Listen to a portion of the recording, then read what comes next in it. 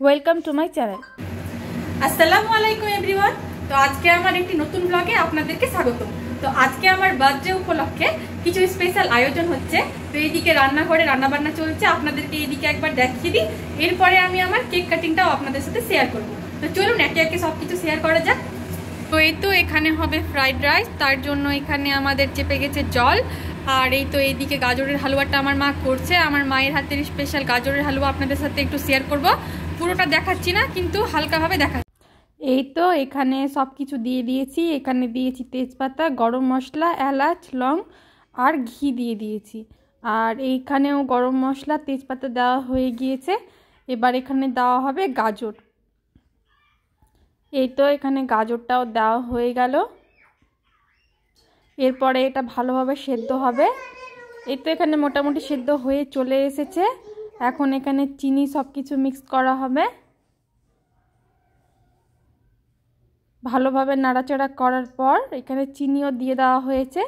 এই তো আমাদের এখানে রেডি। এরপরে হবে এখানে ফ্রাইড রাইস। তার জন্য প্রথমে কড়াইয়ের মধ্যে তেল দিয়ে দেওয়া হয়েছে, আর এখানে সব কেটে রাখা সবজিগুলো দিয়ে দিলাম। এখানে ছিল বিনস, গাজর আর ক্যাপসিকাম। আর এরপর দিয়ে দিলাম এখানে ভাত। আর এটাকে ভালো করে এবার নাড়াচাড়া করতে হবে, ভালো করে মিক্স করতে হবে। ঝরঝরা হয়েছে একবারে ভাতটা, একেবারেই লাগা লাগা ভাব হয়নি, একেবারে ঝরঝরে হয়েছিল আমাদের ফ্রাইড রাইসটা। তো এরপরে কেক কাটিং। এই তো এখানে এবার চলে এসছে কেক কাটিংয়ের পালা। এখানে আমি রেডি হয়ে অলরেডি বসেছিলাম। তো আজকে আমি শাড়ি পরেছি, আর এবার হবে কেক কাটিং।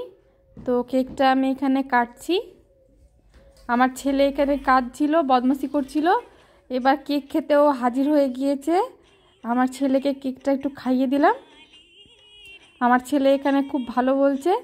এরপর আমি একটু টেস্ট করে দেখলাম, কেকটা খুব সুন্দর ছিল। আমার ছেলেকে আমি আরও খাইয়ে দিলাম, আর ওর গালেও একটু লাগিয়ে দিলাম বদমাশি করে। তো আমার ছেলে তো বেশ খুশি আছে কেক খেয়ে।